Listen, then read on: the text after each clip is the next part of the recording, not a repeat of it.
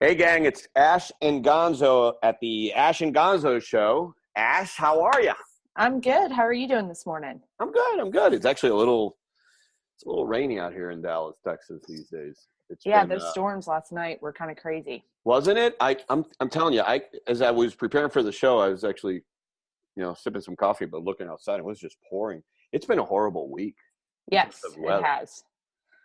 So, go ahead. Oh, no, when you have a little one and a dog and you can't get outside, it makes for an even longer week. It was brutal. I'm sitting here, everybody's asleep in the house. So, while we're doing the show, at least I have some, I'm hiding away from all the things that I'm supposed to be doing right now. So anyway. Hey, so how was your week? It's going good. Yeah? Good. Yeah. Can't believe it's already the weekend, but, no, happy weekends are fun. What about you? It was a good week. Let's see what happened this week, at least for me. Big milestone this weekend was that my oldest boy, Julian, started driving. Oh, wow. That is a big milestone. It was one of those things that you always think about and have thought about when you have your children, and these certain milestones. It was so cute because the way that we went through the process was that we sent him to driving school. And then when you go to driving school and in preparation for your test, you have to, they have to take certain classes. Right. And so, Natalie and I decided we're going to put him in the classes, but then they have to drive for a period of time. And I don't know, they got to do gazillion hours worth of driving. But what was interesting about it is watching each of the parents' reactions. Natalie was more like a cat, holding on to dear life to the car and everything, and giving instructions and everything. And you could see Julian tense up because the reactions were, like, "Oh my God!" Right. But the reality about it, when I was in the car, it was more like me trying to teach somebody how to do open heart surgery. Okay. Because it was like, so there's you could do it this way. Right. No. So here's a funny thing. So we were actually driving, and we were driving down one of the side roads, or not side roads, or one of the business roads.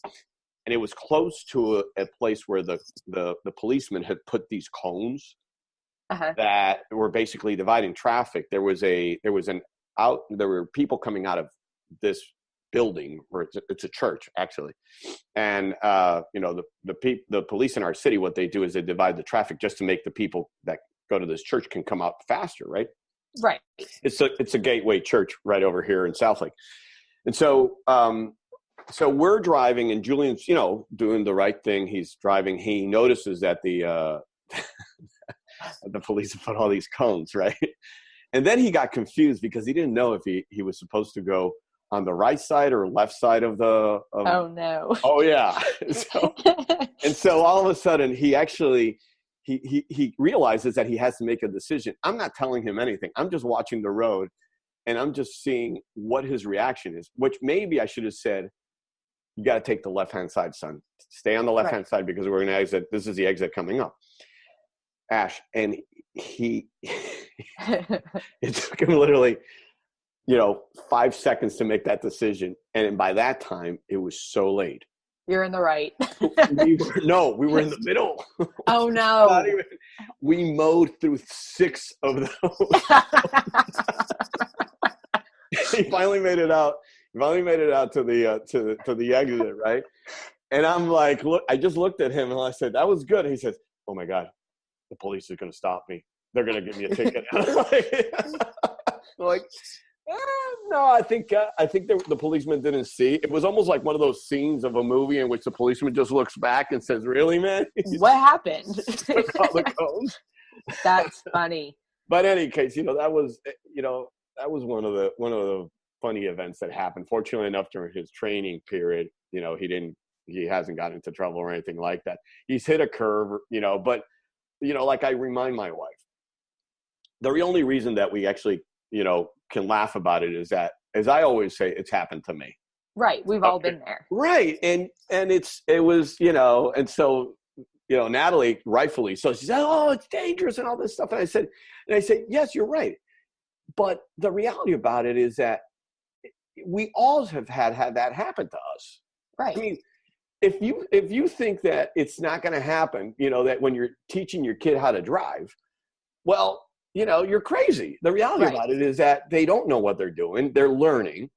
Right. But in any case, so he finally made it. He took his practical exam. I think there's a written and a practical exam. Yeah, there's a written and a driving with an instructor to pass. Correct. And has he done both? He did both.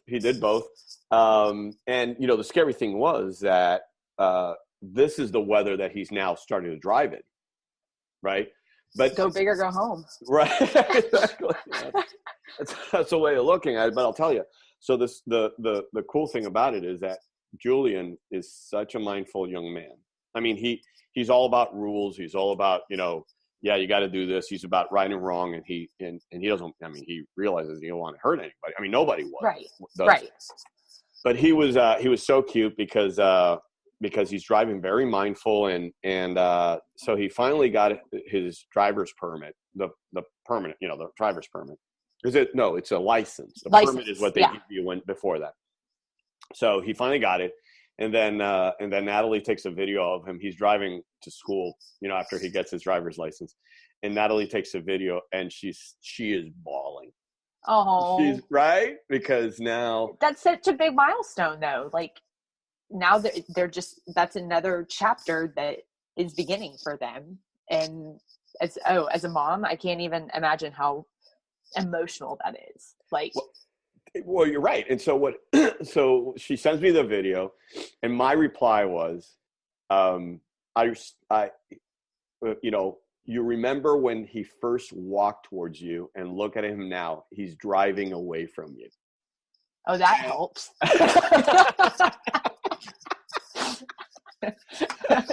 Well, you know what happened, Niagara Falls, right? I mean, that's right.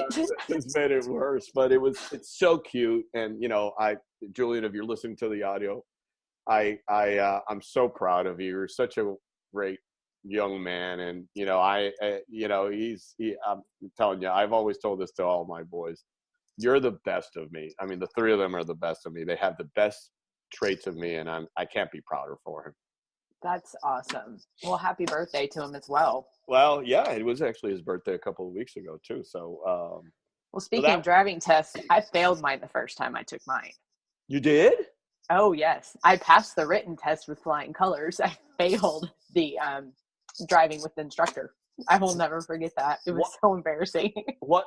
But what? So what was it? Parallel parking? Usually parallel parking is probably the worst part about it. I didn't yield on a left turn, and that's an automatic fail when the instructor has to hit the brake on their side of the car. Oh, really? Yep. But you know what? You get over it. Oh, absolutely. No, I will never forget that, because I was the first one out of all my friends to drive. And so, of course, everyone's waiting for me to come home with my license, and I come home with just crocodile tears because you have to wait a certain period of time before you can take it again. And it was just, I thought my life was over in that moment. So how long is it that you actually have to wait after you fail your license? I want to say it was like a month. Really?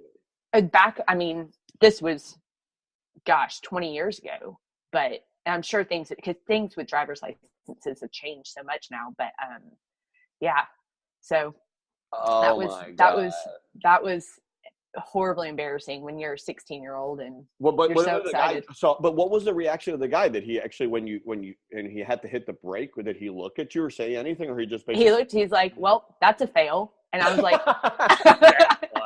I will never forget that. And I mean, we get back to the place where the class is, and my dad's waiting there all proud, and I get out crying, and it was just, I remember it like it was yesterday. It was one of those traumatizing times in your life that you just won't forget. Oh my God. Well, I gotta tell you, I've always told the boys that it's happened to me. And so, that's a reality about everything in life, right? I mean, you win or lose, and you make some things and you fail at some things, but the bottom line is that if you're able just to maintain forward progress is what I always tell them to keep on doing. Exactly. That's the only way you can go about life. So we got a couple of really cool topics, and I know that you know we got a little bit of time here to talk to the folks that are listening. And so I wanted to at least to touch base on a couple of things that are happening. The first one was, did you watch the Olympics? Yes, I have been watching them. Okay, what do you think about that? The Olympic hockey team, the women's hockey team, and them winning. Oh, it's incredible. And the fact, did you know that the date that they won on, I want to say it was the same date. Gosh, you remember the Miracle team, the men's hockey team? I watched the movie. I mean, I've watched the movie at least half a dozen times. So how many? So that was it 20 or 30 years ago? I can't remember. It was 19 in the 1980s. And I'm gonna, I'll tell you what. It's almost. I think it's almost like 33. It's to the day. To the day. Like it was the exact day that many years ago that the men's hockey team won. I was like, that just gave me goosebumps. I was like, that's just so cool. But no, these women have trained so hard, and just hearing all their stories and everything that they've gone through to get to this point. And I was really hoping it wasn't going to come down to a nail biter like it did. It was. But you know what? I mean, they got it done. I got to tell you, so I've watched the rerun over and over again. And it is, I mean, you basically on the edge of your seat throughout the whole game. And when they finally tie, and you know that they're going on overtime, and then they go to overtime, and now they got to go to a shootout. I got to tell you, going to a shootout is probably one of the most exciting times. I mean, what a way to finish. Oh, exactly. I mean, I couldn't even imagine being that goalie. No. I mean, that is so much pressure.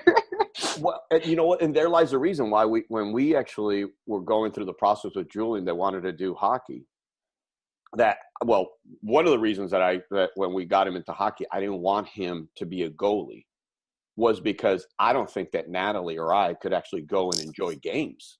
Right. I mean, if you could actually be the reason for a loss of a medal. I mean, right. Turn it around. What do you think that Canadian goalie feels like? Oh, I know. There's nobody there. Oh, yeah. Some people, they are pressure players, and they love to be in that pressure position. That is so not me. Like, no. Well, I got to tell you, I still respect, the Canadian team because they have set the bar as to what, a dynasty in that sport is. They've won, so many of these gold medals over the years, and they, rightfully so. They were totally disappointed, and they were, you even saw the player that took off her medal. Uh-huh. Did you see that? There was one of the Canadians actually decided that they were not going to wear the silver medal. I think that's a little ridiculous in my opinion, but I saw it on the news, and I was like, oh my God, really? But on the same token, I mean, they, like you pointed out, they trained for so many years, and now they lost. So, and some of them, this would be their last Olympics. Like they've been to the last 2 or 3 Olympics, or 2 Olympics, I guess. And some of them, this was their last one. And so I can understand how devastating that would be. But at the same time, that's what the U.S. has gone through the past few Olympics. You know what I mean? No, absolutely. And it's kind of, like you said, it's a reminder of how good it feels to win. Oh my gosh. But good job to the Olympic team, to the women's hockey Olympic team, because they were just fantastic, and they certainly will be always remembered and correlate to, similar to the men's hockey team back in the 80s for miracle. Yeah, it was 1980 is what it was. Oh my God. So that's 38 years ago. That's just fantastic. To the date. I was like, that's just crazy. So I heard, and we were talking about it a little bit. You're building a house, right? Yes, we are. How's that going? And it's a labor of love. I will tell you that. Okay. But no, it's going well. The weather like this really starts to slow stuff down, especially when they're trying to finish out some of the exterior stuff. But no, it's been a big learning curve. There are so many things you just don't realize that go into doing this process. Absolutely. But no, I feel so fortunate that we're getting to do it. So it's exciting. It'll be our first house together with our little girl. And so yeah. So yeah, it'll be fun. We should be in there hopefully before the start of the summer. So how far along are we? We are, gosh, sheetrock is up, brick is up, cabinets are going in. So we're a good ways in. Yes, that was a process picking those, but thank goodness I signed off on that and I can cross it off my list. Go ahead. No, I was going to ask you. So how brutal is? I mean, just tell the listeners how brutal it is if you're actually going into building a house. I mean, take them through the process of how do you go through all of this. I mean, because once you decide, I mean, first finding the place that you want to move is one thing. How long did it take you before you decided that was the neighborhood you were going to move into? We've been looking for probably a couple months, just different areas. And this area that we're moving into is really starting to grow and young families. And so we just, after driving through it multiple times and meeting people over in the neighborhood, we were just like, this is going to be a really good fit for us. And so then things kind of fell into place, just the lot and the builder and just getting the process going. But I'll tell you what, one thing you have to do, you have to set a budget and stick to it, because the sky is the limit when building a house. Oh my God. Don't get me started on that.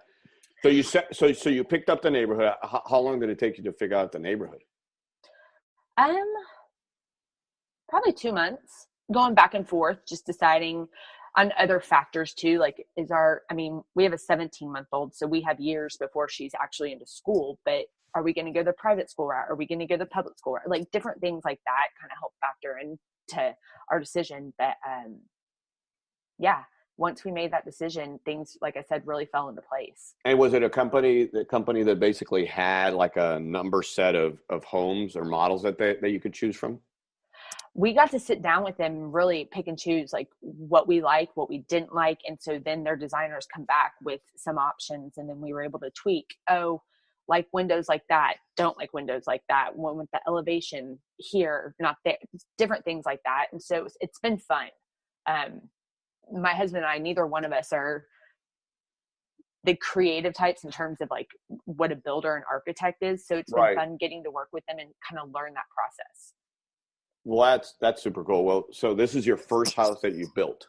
Yes. And is it big? I mean, are you getting a big house, or are you getting, Yes. I mean, I guess I can say the spec. It's 4.5. So that's awesome. Yeah. With a huge game room that we're really excited about. So I know that'll be, or a huge great room or whatever you want to call it. But I already see the wheels turning with my husband about building a shuffleboard table and all this sort of stuff. I was like, oh my gosh, this is going to be like an arcade in here, like before I know it. I got to tell you, so we have built now 3 different homes. I mean, okay. So you're a pro.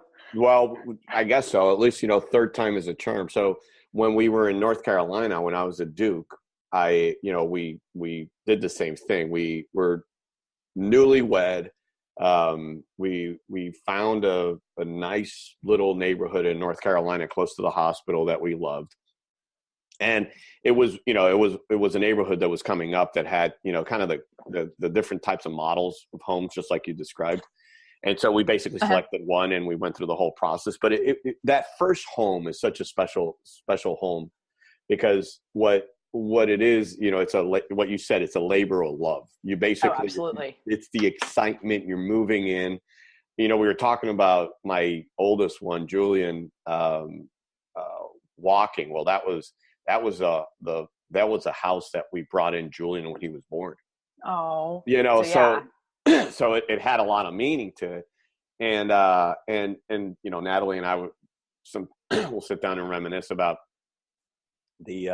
those days, but it was so cute because, we built a house and then we painted it inside. Nobody painted it. We selected the colors.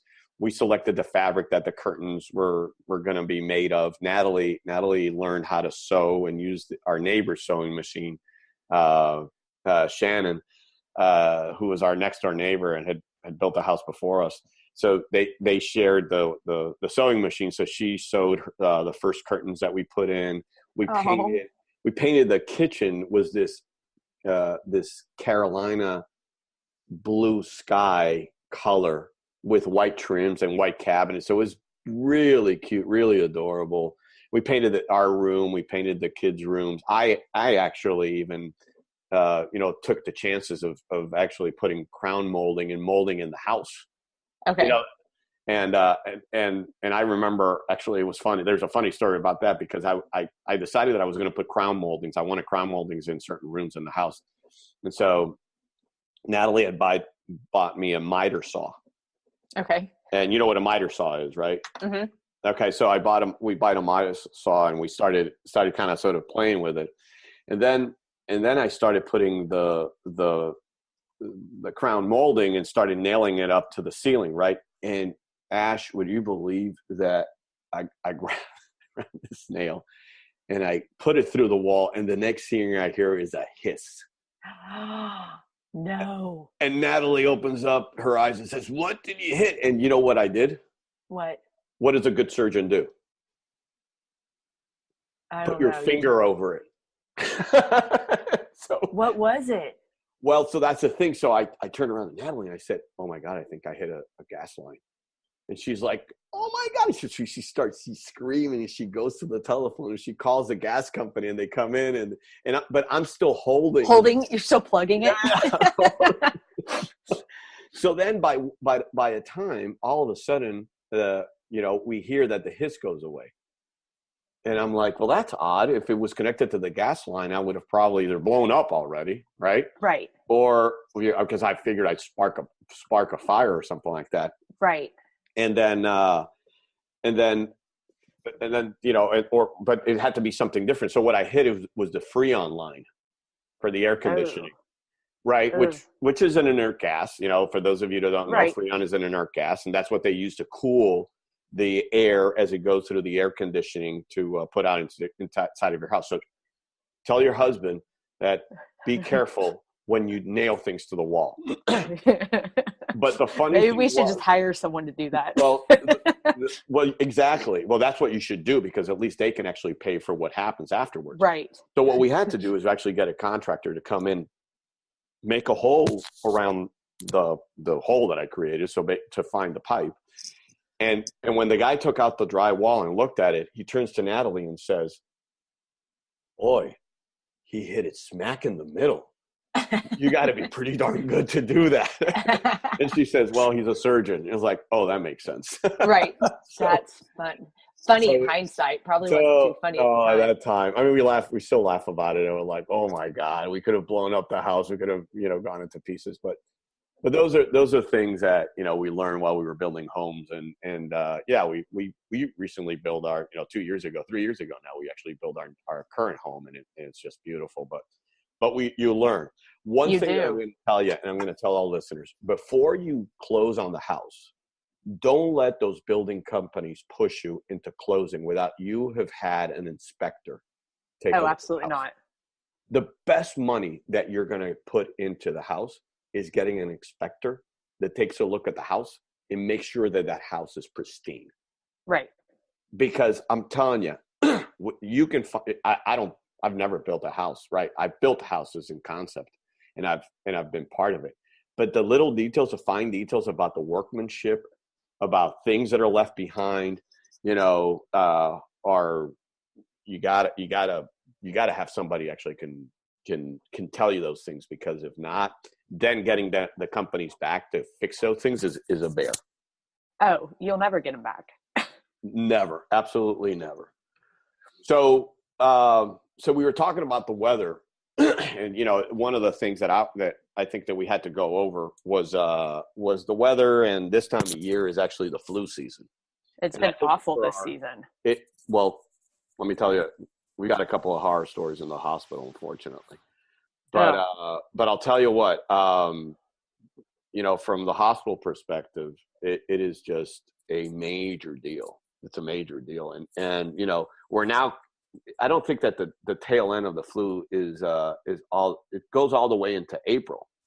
Right. So we're, you know, we are halfway through, well, a little bit more than halfway through the process of you know, the flu season.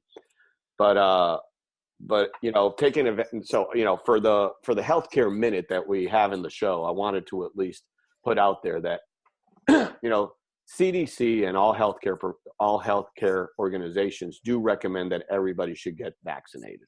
Yes. And if you go to the CDC, cdc.gov, and you search the influenza or flu, you'll see all the reasons why should people get vaccinated. Do you vaccinate your 17-month-old? Yes, I did. She actually had to get, because of when she got it, she had just turned a year old, and I guess they have to stage it. So she got 2 vaccinations, but oh, absolutely. And my husband used to not get the shot. And I think the first time he got the flu shot was when I was pregnant with her. And I was like, it's got to happen. Like, you have to get the flu shot, and you have to going forward. And he still got the flu this year, despite getting the flu shot. But I think his was a shorter duration, and it wasn't as bad. And I really think it's because he got the flu shot. And I've heard that if you get the flu after having the flu shot, that your chances of it being a lesser, like not as extreme of a case, is true. What's your take on that? Well, I'll tell you. So from acquiring the flu, so the first thing is that I tell everybody that they should get the flu shot. I'm sorry. Because, you know, what really is dramatic, and at least from my point of view, is the death toll that this disease actually causes. I mean, it is really, really scary. I mean, when you look at the CDC estimates that flu-related hospitalizations in 2010 range from 140,000 to almost 1 million people, 710,000 people, and you know, while the flu-related deaths were estimated to range between 12,000 and 56,000 people. I mean, that is scary. And it is. You know, and let me tell you, we've got cases of patients coming in with the flu that end up on ECMO. Oh, it's just mind-boggling. Well, and you know what? When you just have to see what that looks like, to have to put somebody on ECMO because of the flu, because it's a fact. If you have a respiratory illness and you actually have to be placed on ECMO, the chances of surviving that are only 40%. That's crazy. I mean, it's less than 50-50, you know, that you survive. Why would you not try to prevent it from happening? Right. And like you pointed out, your husband may have gotten it, but here's one thing that people should know. The fact that you have flu-like symptoms may not mean that you have the flu proper. Right. And that's a big difference, because you can't tell. I mean, yeah, you can go to the doctors and get tested. I'll tell you one thing that happened here. I mean, the boys, all of them didn't get the flu shot this year. I mean, and honestly, that was a oversight of ours. But the reality about it is that some of them got the symptoms. Right. And, you know, they didn't have fever, but they had the body aches, they had the sore throat. It ended up being a common cold because we tested them for it. Right. Right. But, you know, I was like, oh my God, I hope they don't get the flu. Natalie also got a cold right now. She's actually struggling over a cold, and she's miserable. She got the flu, the flu shot. Oh. So the fact that she got the flu shot goes to show you that doesn't mean that you won't get a cold. Right. It's that time of year. I mean, exactly. You can get still a virus. You can still get a cold, despite the fact that you get the flu shot. Just because you get the flu shot, number one, doesn't mean that you can't get the flu. As we all know, I mean, there's different variants of the flu. Right. But they basically use to decide what vaccine it is based on the strain of flu that's more common, right? But there's still mutations, and they happen. And there are other viruses that cause flu-like symptoms. You may not get as sick, as if you were have flu. Trust me, if you get the flu, you get really, really sick. Oh yeah. But You're knocked out. It's awful. well, and I think that's part of the recommendations, particularly from the CDC and all these other healthcare organizations, the American College of Pediatrics, name it, the American Medical Association. They all recommend that people get the flu, and as you pointed out, young children should definitely get it because those are the ones that are actually at the high risk of getting it. That, and they're little petri dishes. Love them, but I mean, I call them little petri dishes because everything goes in their mouth, and then the next one picks up something, it goes in their mouth. I mean, you can't control it. So I'm like, if I can take some control and at least try and prevent her from getting this, I mean, because I can't chase her around with like Clorox and Lysol all the time. You can't. But no, my friend who's she's in her 3rd trimester of pregnancy tested positive for the flu last night. She texted me and she's like, I just feel terrible. And it's just scary because, I mean. Did she not get the flu shot? She got the flu shot. Okay. But they tested her and she did have the flu? She is the B strain. Oh, really? Yeah, she went in last night and she wasn't running a fever either, but she's like, I feel so terrible. And she's like, I don't know if I'm just tired from being pregnant or what. But sure. And I was like, just go get tested. Like, don't mess with it. And that's the other thing. I think people think, oh, there's nothing they can give me. You got to take precautions when you're sick. You've got to rest and do all this sort of stuff. So no, it's been a scary flu season. That's for sure. I'm ready for it to be over. Well, and you know what, as and people actually, the problem is that people don't get out and open up the windows, and so everything says clusters. I'm a big proponent of actually open up the window so at least air circulates, right? Right. So it's not everything is stagnant. The other thing that I don't know if it helps, but opening up the windows and letting some sunlight in. You know what what sunlight has is UV. Vitamin D. Yeah. Well, but it's also the UV rays, and that's actually used in some settings to actually sterilize things.